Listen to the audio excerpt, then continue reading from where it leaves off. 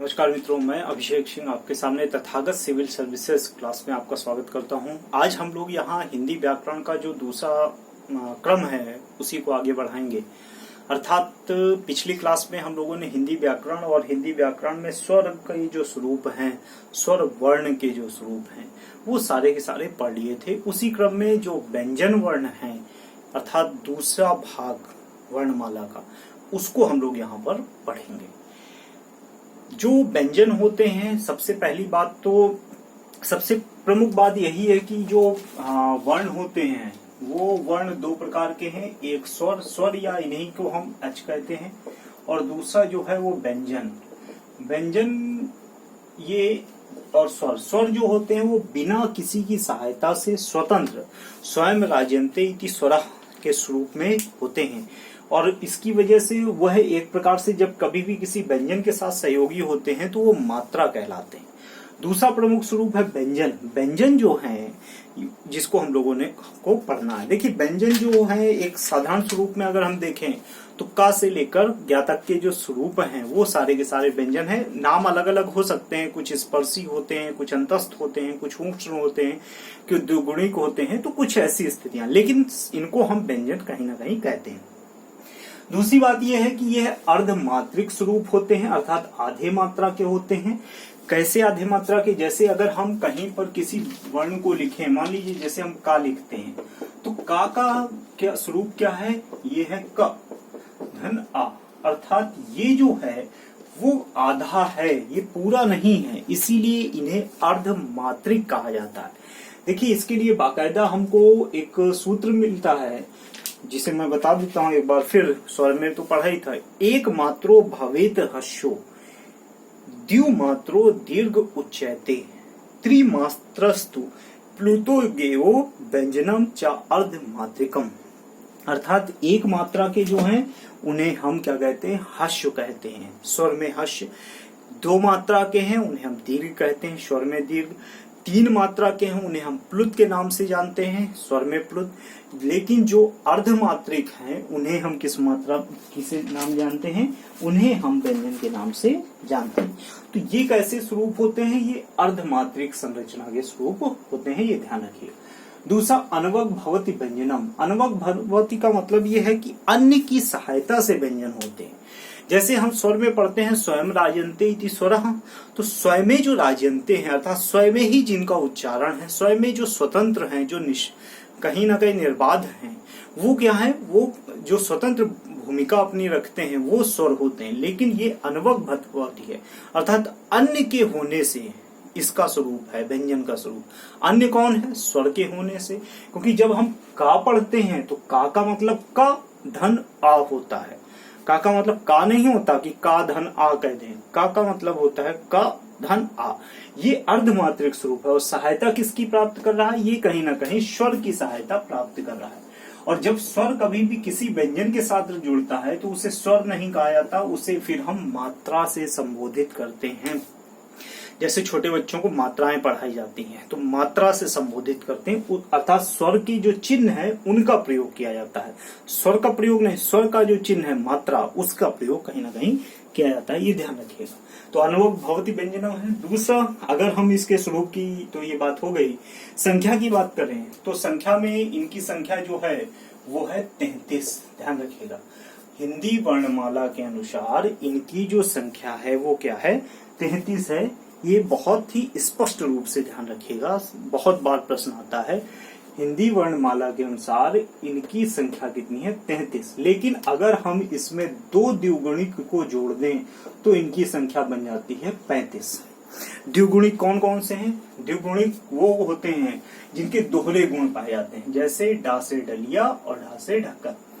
डा से डलिया और ढा से ढक्कन इसलिए क्योंकि डा से डलिया को हम इस तरह से बिना बिंदी के भी लिख सकते हैं और बिंदी के साथ भी लिखते हैं। ढा से ढक्कन को हम बिना बिंदी के और बिंदी के साथ भी लिख सकते हैं, दोनों बात। जब कभी भी हम बिना बिंदी के साथ प्रयोग करते हैं इनका, तो ये ध्यान रखिएगा इनसे शब्दों का प्रारंभ नहीं होता है। लेकिन जब हम बिना बिंदी के प्रयोग करते हैं तो इनसे शब्दों का प्रयोग होता है। अर्थात कभी भी ये बिंदी वाले जो मिलेंगे आपको, वो हमेशा बीच में या आखिर में मिलेंगे। जैसे सड़क, सड़क जो है वो बीच वाला हिस्सा है वहां पर। लेकिन जब ढोलक लिखेंगे तो ढोलक जो है वो प्रारंभ वाला हिस्सा है, तो वहां पर बिना बिंदी का स्वरूप हमको मिलता है। ये ध्यान रखें, बिंदी और बिना बिंदी के स्वरूप के आधार पर इनका निर्माण होता है। अब जब हम व्यंजन लिखते हैं तो व्यंजन लिखने का अपना क्या स्वरूप होता है, ये ध्यान रखिएगा। व्यंजन लिखने के लिए दो तरह की लिखाई होती है इसमें, एक बिना खड़ी पाई के और एक खड़ी पाई के। तो बिना खड़ी पाई और खड़ी पाई का मतलब है कि बिना खड़ी पाई का मतलब है कि डंडा जो है वो कहीं प्रयोग किया जाता है, कहीं पर भी प्रयोग किया जा सकता है। जैसे का से कबूतर है तो का प्रयोग किया जा रहा है, खा में भी ये प्रयोग किया जा रहा है, गा में ये प्रयोग किया जा रहा है, घा में ये प्रयोग किया जा रहा है, चा में ये प्रयोग किया जा रहा है। तो ये जो है ये खड़ी पाई वाले हैं। ऐसे जो खड़ी पाई के नहीं होते हैं वो दो तरह से लिखते हैं। बिना खड़ी पाई के जैसे डा है, छा है, टा है, ठा है, ढा है, ढा है, दा है, रा है, तो ये सब कहीं ना कहीं बिना खड़ी पाई के हैं। अर्थात यहाँ पर कहीं पर भी खड़ी पाई प्रयोग नहीं हो रही। लेकिन बाकी जो है ये सब जो है, बाकी जो है वो सारे के सारे खड़ी पाई के होते हैं, चाहे का, खा, गा, घा, और उसके बाद पंचम अक्षर छोड़ दीजिए, उसके बाद चा, छा, जा, झा, उसके बाद या वो भी प्रयोग किया जाता है, उसमें भी टा में भी प्रयोग किया जा रहा है, ठा में भी प्रयोग किया जा रहा है। सॉरी, टा और ठा में नहीं प्रयोग किया जा रहा, माफ कीजिए, टा और ठा में नहीं प्रयोग किया जा रहा, उसको नहीं गिनेंगे। तो ये जो स्वरूप है वो सारे के सारे बाकी इनमें प्रयोग किया जा रहा है, इसलिए ये खड़ी पाई के हैं, और इनमें प्रयोग नहीं किया जा रहा इसलिए खड़ी पाई के नहीं है। इसमें हा भी आता है, ये भी ध्यान रखिएगा, हा भी इसमें जुड़े आएगा। अगला ये है व्यंजन के प्रकार। व्यंजन के कितने प्रकार होते हैं, तो कई प्रकार से व्यंजन को हम विभाजित करते हैं।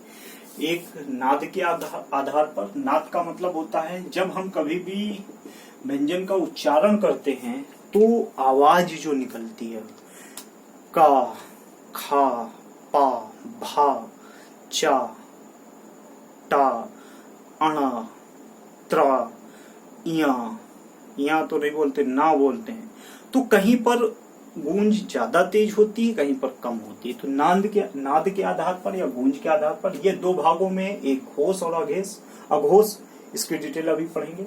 दूसरा स्वरूप है इसका वायु प्रेक्षण या प्रणता के आधार पर, अर्थात उच्चारण की गतिविधि में कितनी वायु निकल रही है, ज्यादा या कम वायु प्रेक्षणता जो है, तो उसके आधार पर वायु तेज निकल रही कि धीमे निकल रही, और उसके आधार पर अल्प उच्चारण में गूंज कैसी है, तेज आवाज है, धीमी, वो सारी स्थितियां। और ये दो भागों में विभाजित होते हैं, एक अल्प प्राण और दूसरा महाप्राण।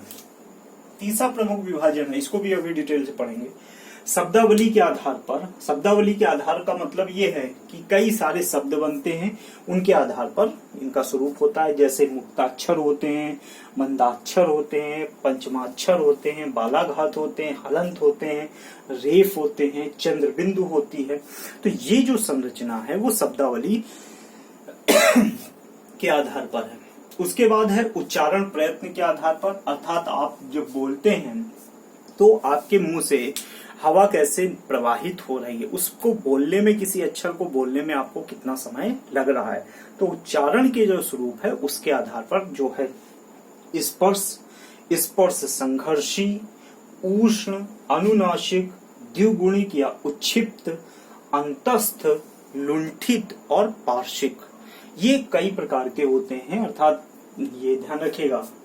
उसके बाद और होता है उच्चारण स्थान के आधार पर। उच्चारण स्थान का मतलब है कि जब हम मुंह से उच्चारित करते हैं तो हमारे मुंह के कौन से हिस्से को टच करती हुई वायु जो है वो प्रवाहित हो रही है, जीभ किस किस हिस्से को हमारे टच कर रही है, टच कर भी रही है, छू भी रही है कि नहीं छू रही है, तो वो जो स्वरूप बनता है वो है उच्चारण स्थान।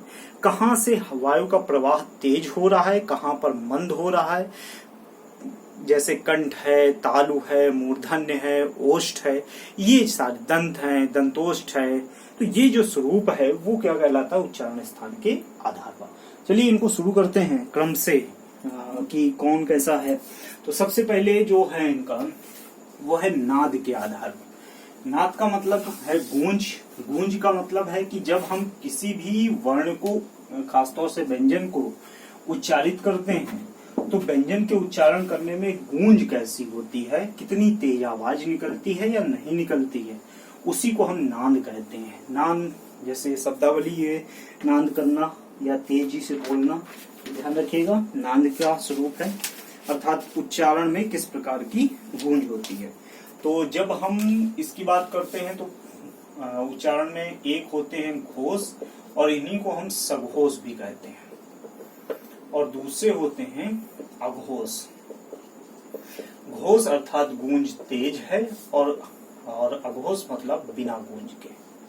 ये ध्यान रखिएगा, गूंज तेज है और ये बिना गूंज के जितने भी हैं। जितने भी हमारे वर्गों के अगर हम बात करें घोष में, जिनमें तेज आवाज होती है, तो जितने भी हमारे वर्ग हैं, 5 वर्गों की बात करें, का, खा, गा, घा, आपका का वर्ग, चा वर्ग, टा वर्ग, ता वर्ग और पा वर्ग, ये 5 वर्ग हैं हमारे, ध्यान रखिए। इन 5 वर्गों का जो तीसरा वर्ण है, वर्ण तीसरा, जो चौथा वर्ण है और जो 5वां वर्ण है। का वर्ग में तीसरा वर्ण गा आता है, चौथा घा, और जो 5वां है वो गा। चा, छा, जा, झा, ना, टा, ठा, डा, ढा, ना, ता, था, दा, धा, ना, पा, फा, बा, भा, मा। तो ये जो हैं वो सारे के सारे क्या हैं, वो घोष हैं। सबसे पहली बात तो ये ध्यान रखिएगा, ये सारे घोष हैं। जितने भी अंतस्थ वर्ण हैं, ये तो आपके 1 2 3 4 5 6 7 8 9 10 11 12 13 14 15, अर्थात इस तरह से इनकी संख्या तो 15 हुई, लेकिन घोष की संख्या होती है 20। सबसे बड़ी चीज ये भी ध्यान रखिएगा, घोष की संख्या है 20, लेकिन इस तरह से ये 15 हुई। इसके साथ ही जितने अंतस्थ वर्ण होते हैं, अंतस्थ कौन कौन से वर्ण हैं, जो आपके या, रा, ला और वा, अर्थात 4 ये हो गए। एक द्विगुणिक वर्ण जो है आपका डा, ये है ये, तो इस तरह से ये होगा 20। यहाँ पर डा भी प्रयोग है, यहाँ पर भी डा है, यहाँ पर बिंदी के साथ, यहाँ पर बिना बिंदी के साथ प्रयोग किया गया। तो ये इस तरह से इनकी संख्या कितनी हो जाती है, 20 हो जाती है। लेकिन जब ये तो केवल हम व्यंजन की बात कर रहे हैं, जब इसमें 11 स्वर मिला दिए जाते हैं, क्योंकि स्वर तो सभी घोष ही होते हैं, जैसे कि हम लोगों ने पढ़ा भी था, तो इनकी संख्या कितनी हो जाती है, 31 हो जाती है। लेकिन ये तब होती है जब हम इनमें 11 स्वर मिला देते हैं, और 11 स्वर नहीं मिलाते हैं तो फिर इनकी संख्या 20 ही बनी रहती है। दूसरे हैं घोष वर्ण, अघोष। अघोष का मतलब है बिना गूंज के, अर्थात जिनमें गूंज नहीं होती है, बिना गूंज के होते हैं, बहुत शांति के साथ बोल दिए जाते हैं। अर्थात जैसे इनकी संख्या ध्यान रखिएगा, इनकी संख्या कितनी है, 13 है। जैसे हमारे का वर्ग, चा, टा, ता और पा, ये 5 वर्ग हैं। इन सभी वर्गों का जो पहला और दूसरा है, क्योंकि तीसरा चौथा पांचवा तो घोष है सारा का सारा, पहला और जो दूसरा है वो जो वर्ण है, जैसे का, खा, चा, छा, टा, ठा, ता, था, पा, फा, ये जो वर्ण हैं वो सारे के सारे क्या हैं, घोष वर्ण हैं। और 3 संघर्षी जो हैं वर्ण भी जो होते हैं वो इसी में आकर मिल जाते हैं। तो इनकी संख्या 1 2 3 4 5 6 7 8 9 10 ये हो गई, 3 संघर्षी मिल गए। इस तरह से 13 जो हो जाते हैं वो इनकी संख्या कहाँ पर हो जाती है, वो 13 हो जाती है। तो ये अघोष वर्ण है, ध्यान रखिएगा, बिना गूंज के हैं सारे के सारे जो हैं। दूसरा हम लोगों ने पढ़ा था कि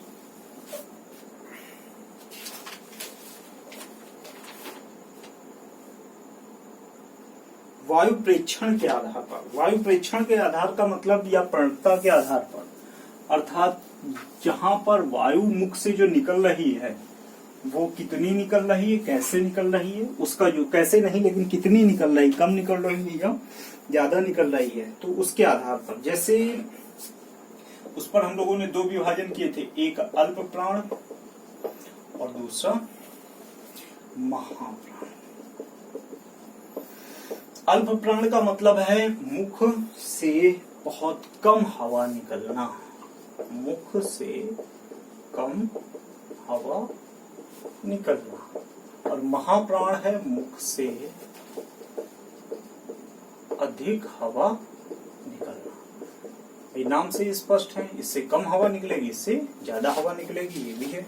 दूसरा, जब हम अल्प प्राणों वर्णों की बात करते हैं तो इनकी संख्या हो जाती है 26।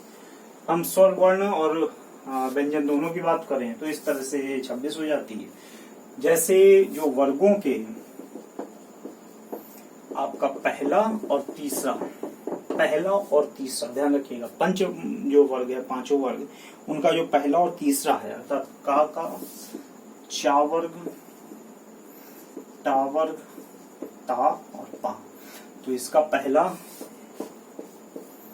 का हो गया और गा हो गया, इसका चा छा जा हो गया, टा था डा हो गया, ता था दा हो गया, पा फा और बा हो गया। तो ये पहले और तीसरे जो वर्ण हैं वो कौन से हैं, ये ध्यान रखिएगा। पहले और तीसरे जो हैं वो इसके साथ कहीं ना कहीं मिल जाते हैं, सारे के सारे।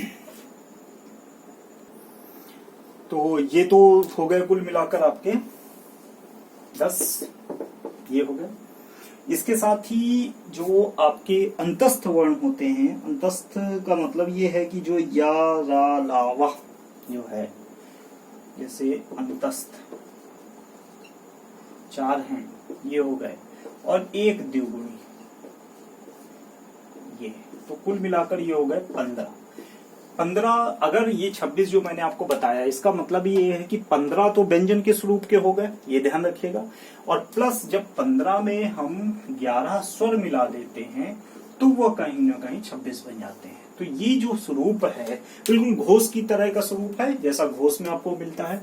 तो मुख से कम हवा निकलना जो है वो स्वर और व्यंजन मिलकर कुल 26 वर्ण जो वर्ण है वो कहीं ना कहीं बनाते हैं, इस आधार पर, अल्प प्राण के आधार पर। दूसरा जो स्वरूप है वो कहलाता है महाप्राण। महाप्राण का मतलब है कि मुख से तीव्र वायु का निकलना। तीव्र वायु का निकलने का मतलब, अर्थात जब हम उनका उच्चारण करते हैं तो बहुत ज्यादा तेजी के साथ या कहीं ना कहीं किसी ऐसे स्थान को टच करते हुए जिससे कहीं ना कहीं तेज आवाज भी होती है, घोष की स्थिति भी होती है, ये ध्यान रखिएगा। अर्थात जो वर्गों के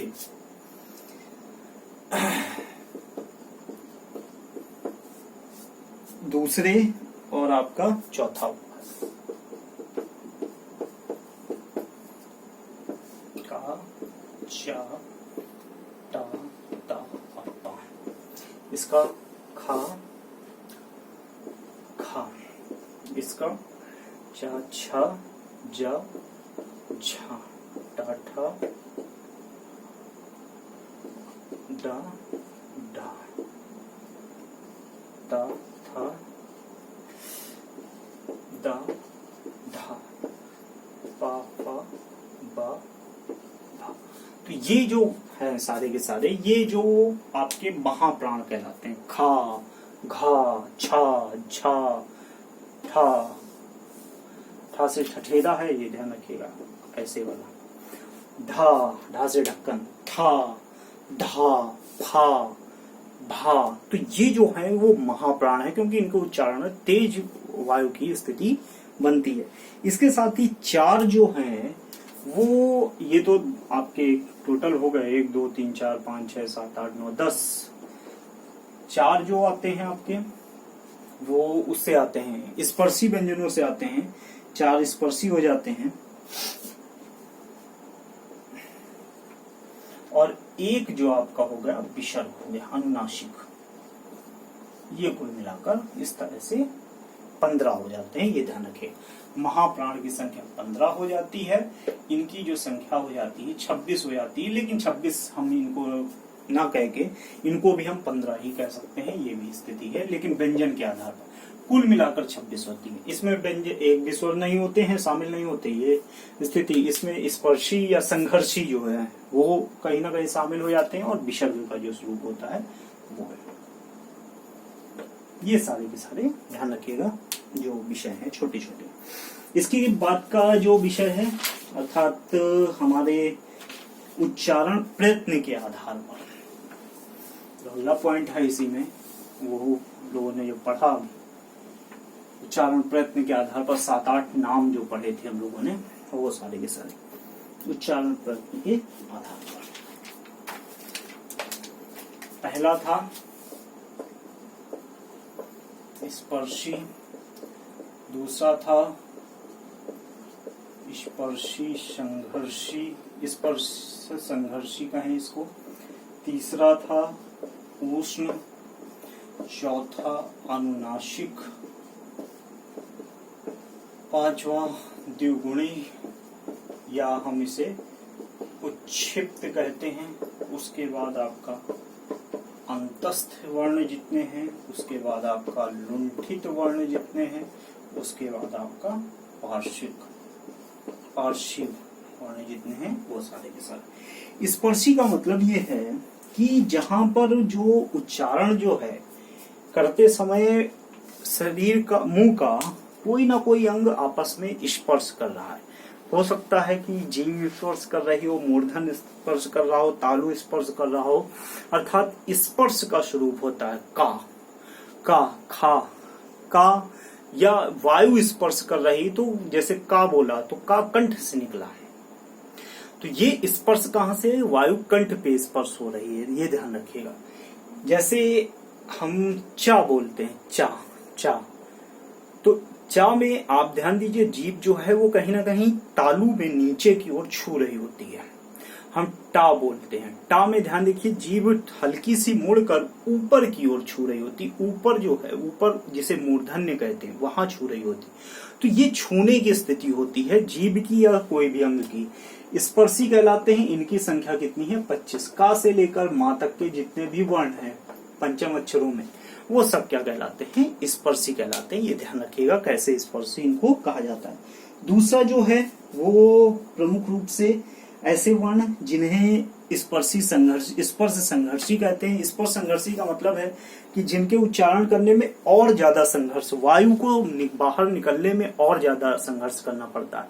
इनकी संख्या मुख्य रूप से 4 ही है। 4 में जैसे चा, छ, जा और झा, अर्थात इनकी संख्या कितनी है, 4। इनकी संख्या कितनी है, 25। ये भी ध्यान रखिएगा, इनकी संख्या 4 और इनकी संख्या 25 है। उष्ण का मतलब ये है कि जब हम उच्चारण करते हैं वर्णों का तो अंदर से गर्म वायु का प्रवाह निकलता है।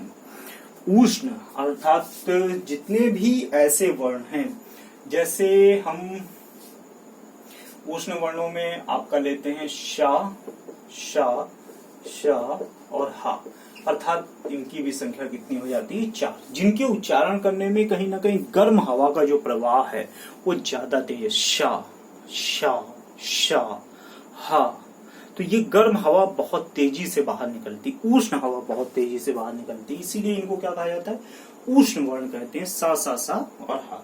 इसके बाद है अनुनासिक। अनुनासिक का मतलब है जो मुंह और नाक जिनके उच्चारण में दोनों में प्रयोग होता है, दोनों का प्रयोग होता है। जितने भी हमारे पंचमाक्षर हैं अर्थात अंत वर्ण के अक्षर हैं, पंचमाक्षर मतलब डा से डलिया, इया, अंगा, इया, ड़ा, पाफा वाभा, मा और ताथा दाधा ना और पापा बाबा मा, ये जो पंचमा अक्षर हैं, 5वें अक्षर, इन सभी को हम अनुनासिक कहते हैं क्योंकि इनके उच्चारण में माँ और ना, नाक, मुंह और नाक दोनों का प्रयोग होता है। न्या, मा, ना, तो ये इस तरह से उच्चारित होते हैं, इसीलिए इन्हें पंचमाक्षर भी कहते हैं, अनुनासिक भी कहते हैं। द्विगुणिक या उच्छिप्त का मतलब होता है जिनमें 2 तरह के गुण होते हैं, एक डा होता है, एक ढा। इसको डा और ढा भी लिखते हैं, इसी कारण ये दोहरे गुण प्रदर्शित करता है। ये ध्यान रखिएगा, जब बिना बिंदी, नीचे बिंदी नहीं लगी हो तब हम इससे शब्दों का निर्माण कर सकते हैं। शब्दों का प्रयोग इनका प्रारंभ में इनका प्रयोग हो सकता है, जैसे ढोलक है, डमरू है, जब बिना बिंदी के होते हैं। लेकिन जब बिंदी लगा दी जाती है तो फिर हमेशा ये मध्य में या अंत में होते हैं, जैसे आपकी सड़क है। तो इस तरह की जो शब्दावली है वो प्रयोग होते हैं। जब बिंदी वाले कभी भी शब्दों किसी भी शब्द निर्माण में पहले स्थान पर नहीं होते हैं, मध्य में या आखिर में ही आपको मिलेंगे। अंतस्थ जो वर्ण होते हैं, अंतस्थ आपके या, रा और ला और वा, आपके यण अंतस्थो सूत्र है इसके लिए संस्कृत में, यण अंतस्थो अर्थात यण ही अंतस्थ है। यण प्रत्याहार जो होता है वो अंतस्थ होता है। यण प्रत्याहार में या, रा, ला, वा आता है। अंतस्थ अर्थात जिनमें या, रा, ला, वा वायु निकलती है, लेकिन धीरे से अंदर से ही निकलती है, ये ध्यान रखिएगा। अर्थात झटका नहीं लगता है उच्चारण करने में, चेहरे शरीर में किसी भी जगह पर झटका बिल्कुल नहीं लगता। लुंठित, लुंठित मुख्य रूप से रेफ होते हैं। रा का प्रयोग दो तरह से होता है, एक रेफ के रूप में होता है और एक संयुक्त रा के रूप में होता है। रेफ के रूप में जैसे आप लिखेंगे कर्ज, तो ये क्या है, ये रेफ का प्रयोग है। अर्थात जो ऊपर रा उड़ता हुआ रा लगता है वो रेफ होता है। लेकिन संयुक्त रा का मतलब क्या होता है, जैसे आप ग्रह लिख रहे हैं, ये जो है ये संयुक्त है, ग्रह लिख रहे हैं ये संयुक्त रा है, लेकिन ये क्या है, ये रेफ है। तो ये लुंठित शब्द कहलाते हैं। और लुंठित में केवल एक ही है, वो है लेप। परशु में भी केवल एक ही है, ला है, ये ध्यान रखिएगा।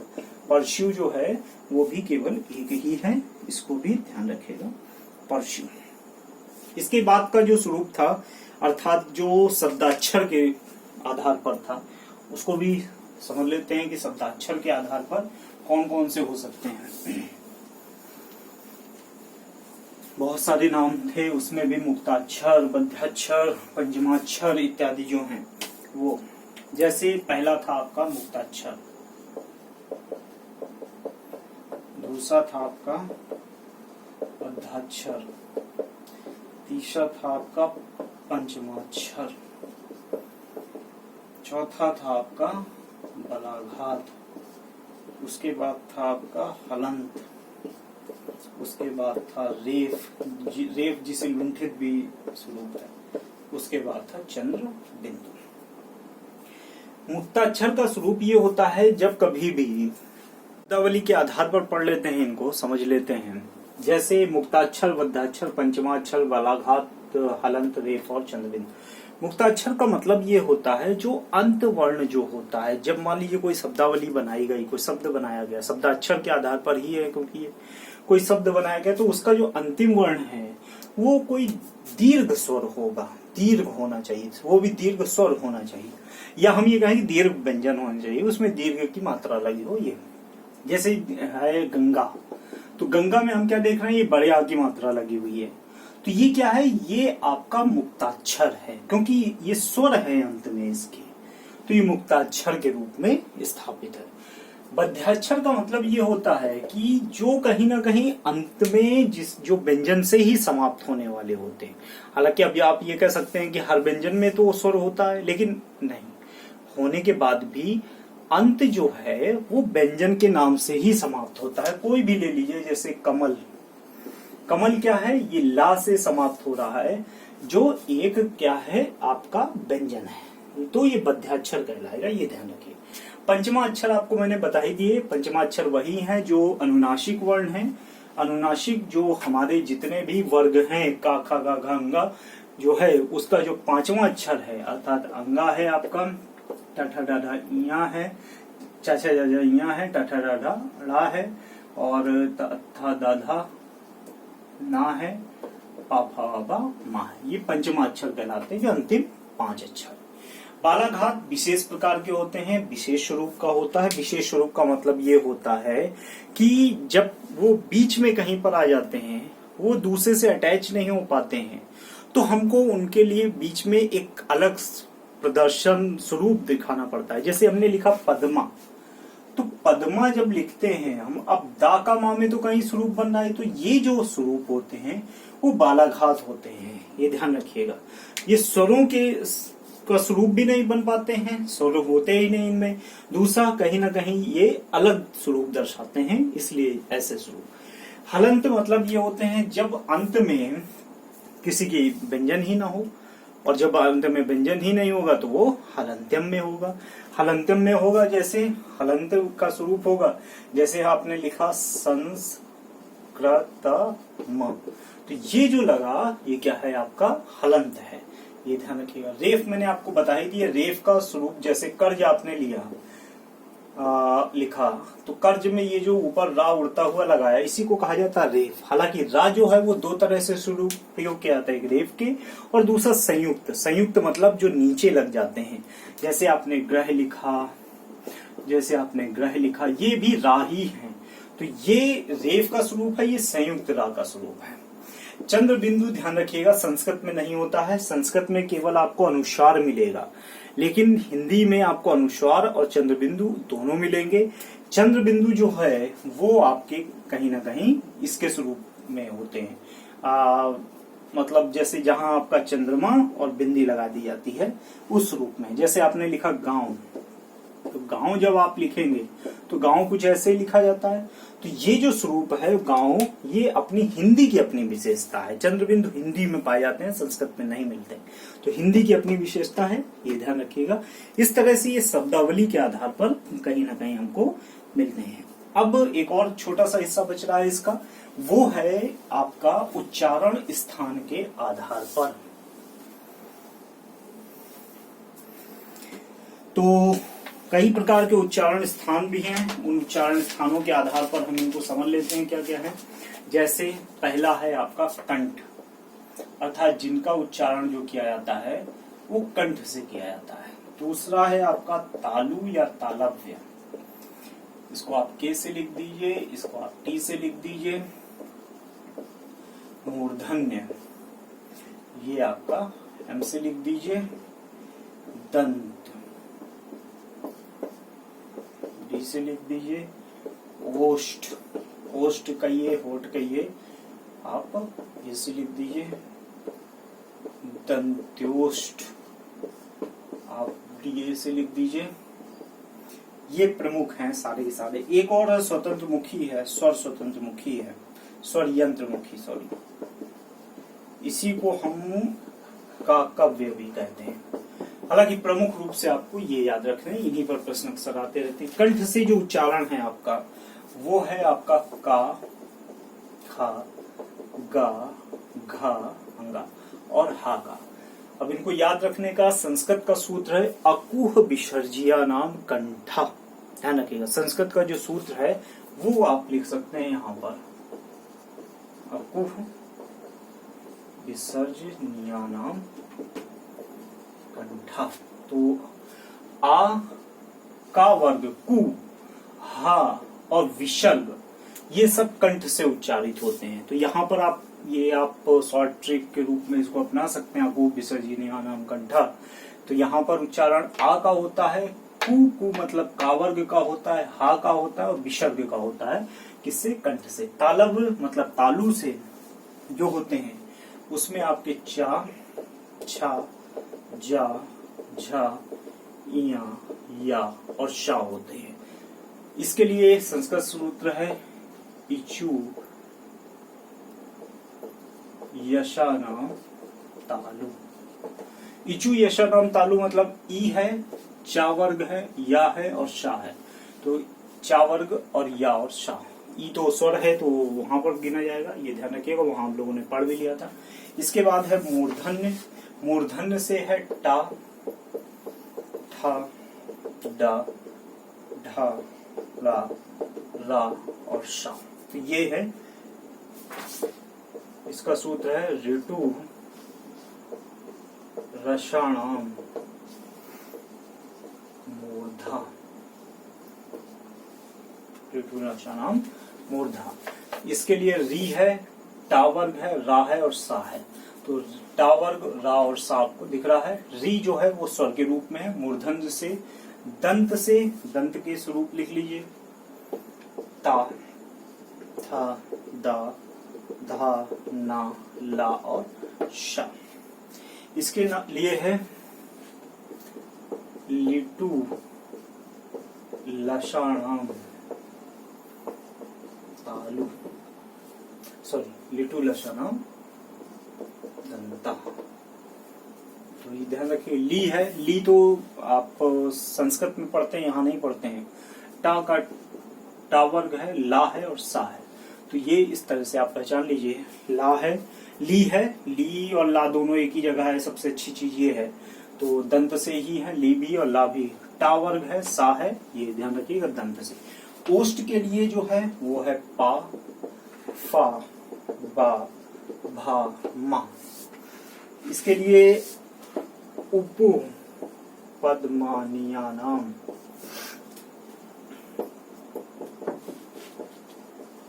ओष्ठ। तो उपपद्मानीय नाम, उपदमानीय का प्रयोग हिंदी में नहीं होता है, ये एक संस्कृत आयोगवा है। उपदमानीय और जिह्वामूलीय, जैसे विसर्ग और अनुस्वार आप हिंदी में आयोगवाह पढ़ते हैं, लेकिन संस्कृत में 4 आयोगवाह होते हैं, हिंदी में 2 ही होते हैं। 4 मतलब विसर्ग अनुस्वार तो होते ही हैं, साथ में जिह्वामूली उपदमानी भी होते हैं। तो उपदमानी का प्रयोग हम यहाँ पर नहीं करते हैं, लेकिन पू ये जो है वो पावर्ग है, ऊ का भी प्रयोग यहाँ पर है। ऊ पावर्ग उपदमानी है, ये ध्यान रखिए। उपदमानी यहाँ से मतलब नहीं, पावर्ग को बस ध्यान रखिएगा। ऊ तो आपका कहीं ना क्या है, स्वर है। दंतोष्ठ की बात करें, दंतोष्ठ में केवल एक ही वर्ण आता है, वा, इसीलिए इस पर प्रश्न बहुत आता है, इसीलिए इसका वकारश दंतोष्ठ, ये वकारश दंतोष्ठम ध्यान रखिएगा, ये यहाँ पर आता है। तो वकारश दंतोष्ठम के रूप में है। तो वकारश दंतोष्ठम वा है, वा का प्रयोग दंतोष्ठ के रूप में होता है। हालांकि काव्य जो है या स्वर यंत्र मुखी है, इसका प्रयोग हम नहीं करते हैं, लेकिन फिर भी इसको हिंदी में अलग से दर्शाया गया है। ये है हा, जबकि हा आपको यहाँ पर मिलेगा, आपको विसर्जनम कंठा में कंठ से उच्चारित होता है, अर्थात स्वर यंत्र मुखी जो है काव्य जो है वो कंठ ही है एक प्रकार से। ठीक है मित्रों, तो ये आपका पूरा का पूरा जो है वो व्यंजन का स्वरूप समाप्त होता है, अर्थात यहाँ से व्यंजन की स्थिति समाप्त होती है। इसके बाद जो भी आपके सिलेबस में है, वचन है तो वचन, लिंग है तो लिंग, पर्यायवाची विलोम शब्द जो हैं उनको हम लोग आगे पढ़ेंगे। कारक इत्यादि जो हैं, अलंकार भी हैं, शायद समास भी हैं, जो भी हैं सब कुछ हम पढ़ेंगे, लेकिन क्रम से। आप शब्द संरचना में आप प्रवेश करते हैं, ये तो स्वरूप हो गए, शब्द हो गए, वर्ण हो गए। इसके आगे हम लोग मिलेंगे अगली क्लास में। बहुत बहुत धन्यवाद।